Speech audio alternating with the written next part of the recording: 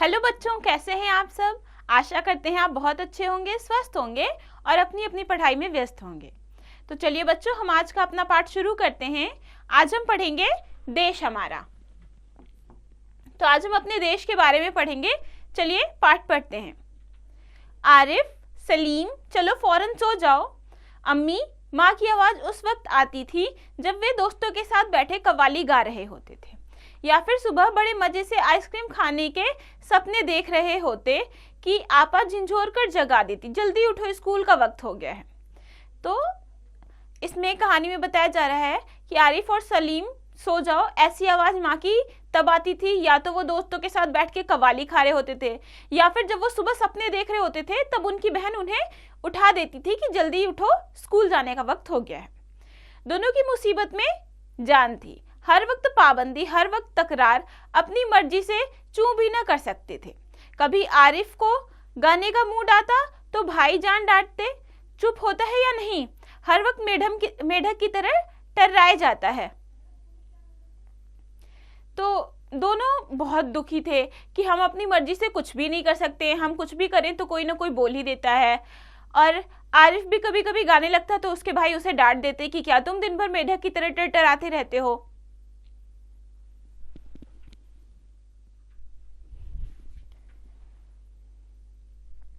बाहर आओ तो अम्मी पूछती, बाहर क्यों गए, अंदर रहते तो दादी चिल्लाते, हाय मेरा दिमाग फटा जा रहा है शोर के मारे। अरे रजिया, जरा इन बच्चों को बाहर हका दे, जिससे बच्चे न हुए मुर्गी के चूजे हो गए। तो फिर उन्हें कभी भैया डांट देते और वो बाहर जाते तो अम्मी पूछती बाहर क्यों गए थे, अंदर रहो तो दादी चिल्लाती कि मेरा इस शोर के मारे तो मेरा सर फटा जा रहा है, इन बच्चों को बाहर निकालो। दोनों घंटों बैठकर इन पाबंदियों से बच निकलने की तरकीबें सोचा करते। उन दोनों से तो सारे घर को दुश्मनी हो गई थी, लिहाजा दोनों ने मिलकर एक योजना बनाई और अब्बा पापा की खिदमत में एक दरखास्त पेश की कि उन्हें बड़ों के सारे अधिकार दे दिए जाएं और सब बड़े छोटे बन जाएं। कोई जरूरत नहीं है उधम मचाने की। अम्मी ने अपनी आदत के अनुसार डांट पिलाई, लेकिन अब्बा जाने किस मूड में थे कि न सिर्फ मान गए बल्कि यह इकरार भी कर बैठे कि कल दोनों को हर किस्म के अधिकार मिल जाएंगे। तो अभी दोनों इतने परेशान थे तो वो सोचते हैं कि ये सारे घर को हमसे ही दुश्मनी है। तो वो क्या करते हैं कि अपने अब्बा यानी अपने पापा से के पास जाते हैं और उनसे कहते हैं कि ऐसा करिए कि अब हम कुछ दिन के लिए बड़े बन जाते हैं और जो जितने भी बड़े हैं वो छोटे बन जाएंगे और हमें सारे बड़े वाले अधिकार मिल जाएंगे।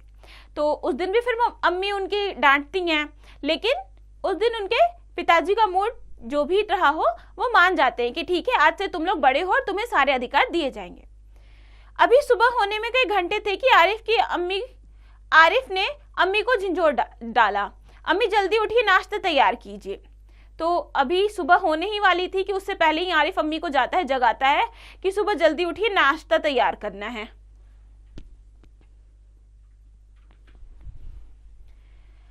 अम्मी ने चाहा एक झापड़ रसीद करके सोई रहे, मगर याद आया कि आज तो उनके सब अधिकार छीने जा चुके हैं। फिर दादी ने सुबह की नमाज पढ़ने के बाद दवाएं खाना और बादाम का हरीरा पीना शुरू किया तो आरिफ ने उन्हें रोक दिया। तौबा है दादी, कितने हरीरा पिएंगी आप, पेट फट जाएगा। और दादी ने हाथ उठाया मारने के लिए। नाश्ता मेज पर आया तो आरिफ ने खानसामा से कहा, अंडे और मक्खन वगैरह हमारे सामने रखो, दलिया और दूध बिस्कुट इन सबको दे दो। आपा, दीदी ने कहर भरी नजरों से उन्हें घूरा, मगर बेबस थी क्योंकि रोज की तरह आज वह हर माल अपने लिए नहीं रख सकती थी। तो जब वो सुबह सुबह अपनी माँ को उठाते हैं कि उठो नाश्ता बना दो, तो उनकी माँ को पहले तो गुस्सा आता है, मन करता है कि पहले मार दे, लेकिन फिर उन्हें याद आता है कि आज तो इन्हें ही अधिकार दिए गए हैं। फिर दादी की बारी आती है तो दादी सुबह नमाज पढ़ने के बाद दवाएं खाती हैं और उसके बाद फिर बादाम का हरीरा पीने लगती हैं। तो आरिफ उन्हें रोकता है तो दादी फिर गुस्सा जाती हैं और वो उन्हें मारने के लिए हाथ उठाती हैं, लेकिन उनके भी सारे अधिकार छीने जा चुके थे। फिर जब नाश्ता मेज पे आता है तो जो खानसामा यानी कि जो भोजन वगैरह बनाते हैं उनसे आरिफ कहते हैं कि मक्खन और अंडे वगैरह हमें दीजिए और दलिया और बिस्कुट इन सबको दे दीजिए। अब दीदी भी परेशान थी क्योंकि वो सब कुछ आज अपने हिसाब से खुद नहीं खा सकती थी। सब खाने बैठे तो सलीम ने अम्मी को टोका, अम्मी जरा अपने दांत देखिए, पान खाने से कितने गंदे हो रहे हैं। मैं तो दांत मान चुकी हूँ, अम्मी ने टालना चाहा। नहीं चलिए उठिए। अम्मी निवाला तोड़ चुकी थी, मगर सलीम ने जबरदस्ती कंधा पकड़कर उन्हें उठा दिया। अम्मी को गुसल खाने में जाते देखकर सब हंस पड़े, जैसे रोज सलीम को जबरदस्ती भगा के हंसते थे। फिर वह अब्बा की तरफ मुड़ा। जरा अब्बा की गत देखिए, बाल बड़े हुए हैं, शेव नहीं की, कल कपड़े पहने थे और आज इतने मैले कर डाले। तो जैसे ही सब लोग फिर खाने लगते हैं तो सलीम अपनी अम्मी को कहता है कि देखिए आप अपने दांत तो देखिए, कैसे पान खा खा के आपने कैसे कर लिए हैं। तो उसकी अम्मी कहती है कि लेकिन मैंने तो दांत धो लिए हैं। लेकिन फिर भी वो जबरदस्ती उनको बाथरूम की तरफ भेज देता है कि जाइए आप जाइए दांत धो के आइए। तो फिर सब लोग हंसने लगते हैं, जैसे रोज वो लोग सलीम को उठा के हंसते थे। फिर वो अपने अब्बा यानी अपने पापा की तरफ देखता है और कहता है कि देखिए आप अपनी हालत देखिए, आपके बाल बढ़े हुए, आपने शेव नहीं किया है, कल जो कपड़े पहने थे आज कितने मैले कर डाले हैं। तो अपने पापा को भी फिर वो बोलने लगता है।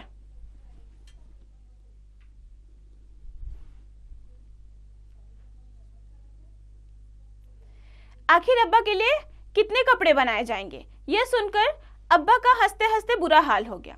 आज ये दोनों कैसी नकल उतार रहे थे सबकी, मगर फिर अपने कपड़े देखकर वह सचमुच शर्मिंदा हो गए। थोड़ी देर बाद जब अब्बा अपने दोस्तों के बीच बैठे अपनी नई गजल लहक लहक कर सुना रहे थे तो आरिफ फिर चिल्लाने लगा, बस कीजिए अब्बा, फौरन ऑफिस जाइए, 10 बज गए। चू चू चुप। अब्बा डांटते डांटते रुक गए। बेबसी से गजल की अधूरी पंक्ति दांतों में दबाए पांव पटकते आरिफ के साथ हो लिए। तो पहले तो सब लोग उन बच्चों की हरकतों पे हंस रहे थे, लेकिन फिर जब उनके पापा ने अपने कपड़ों को देखा तो सचमुच वो गंदे हो गए थे। फिर थोड़ी देर बाद क्या होता है कि उनके पिताजी अपने दोस्तों के साथ बैठकर अपनी नई गजल सुना रहे थे। तभी आरिफ आता है और चिल्लाने लगता है कि अब्बा बस कीजिए, अब ऑफिस का समय हो गया है, 10 बज गए। तो अब्बा फिर उसको डांटना चाहते हैं, लेकिन फिर डांटते डांटते चुप हो जाते हैं और फिर अपनी पंक्ति अधूरी छोड़कर वो आरिफ के साथ चले जाते हैं।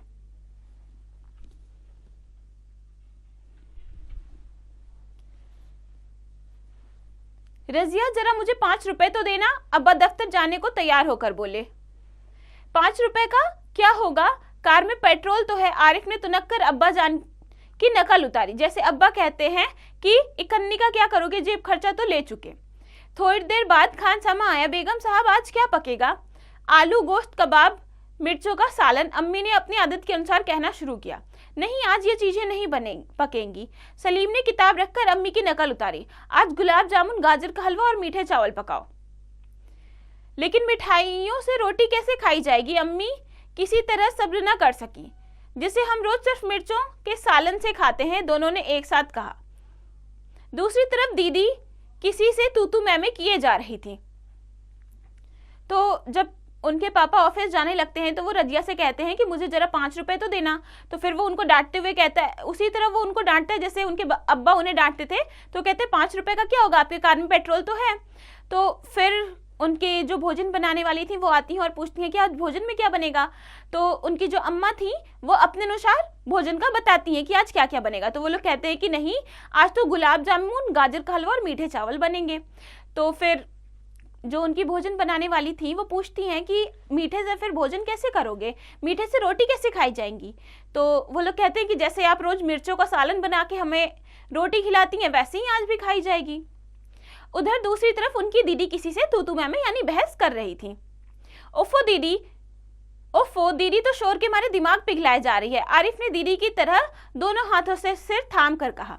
इतना सुनते ही दीदी ने चीखना चिल्लाना शुरू कर दिया कि आज ये लड़के मेरे पीछे पंजे झाड़ के पड़ गए हैं। मगर अब्बा के सामने समझाने पर खून का घूंट पीकर रह गए। कॉलेज का वक्त हो गया तो भाईजान अपनी सफेद कमीज को आरिफ सलीम से बचाते दलान में आए। अम्मी शाम को मैं देर से आऊंगा, दोस्तों के साथ फिल्म देखने जाना है। खबरदार, आरिफ ने आग निकालकर उन्हें धमकाया। कोई जरूरत नहीं है फिल्म देखने की, इम्तिहान करीब है और हर वक्त सैर सपाटों में गुम रहते हैं आप। तो जब वो दीदी को बोलते हैं कि जब दीदी तूतू मैमे कर रही होती हैं तो वो फिर दीदी की नकल उतारते हुए ही उन्हें डांटते हैं। तो दीदी कहती है कि ये दोनों तो आज मेरे पीछे पड़ गए। फिर उधर उनके पिताजी जब उसकी दीदी को समझाते हैं तो वो मान जाती हैं। फिर उधर कॉलेज का वक्त हो गया था तो उनके भाई आते हैं और वो दलान में आते हैं और अम्मी से कहते हैं कि आज दोस्तों के साथ फिल्म देखने जाऊंगा। तो वो लोग उनको भी डांटते हैं कि फिल्म देखने की क्या जरूरत है, इम्तिहान मतलब कि आपकी परीक्षा नजदीक है और आप दिन भर घूमते फिरते रहते हैं।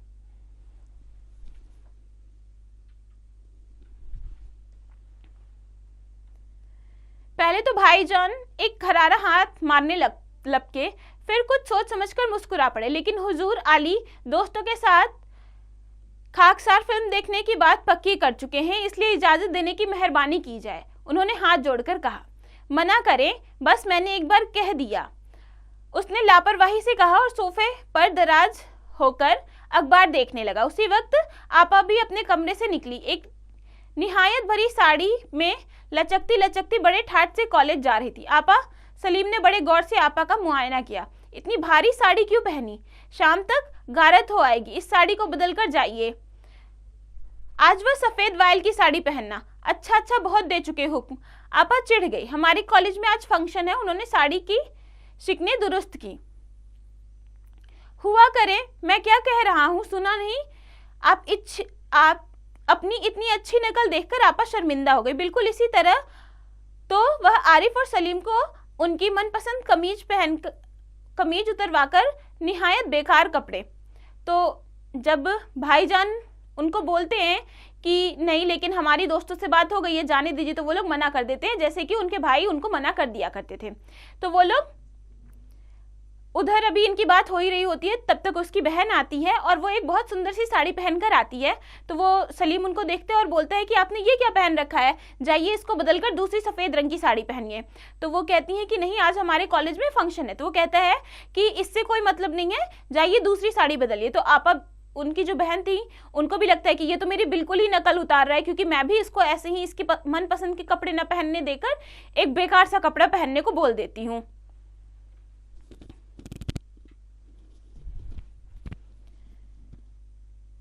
पहनने का हुक्म लगाया करती हैं। दूसरी सुबह ही सलीम की आंखें खुली तो नाश्ते की मेज सजाए उन दोनों के उठने का इंतजार कर रही थी अम्मी। खान सामा को हुक्म दे रही थी कि हर खाने के साथ एक मीठी चीज जरूर पकाया करो। अंदर आरिफ के गाने के साथ भाई मेज का तबला बजा रहे थे और अब्बा सलीम से कह रहे थे स्कूल जाते वक्त एक चवन्नी जेब में डाल लिया करो, क्या हर्ज है।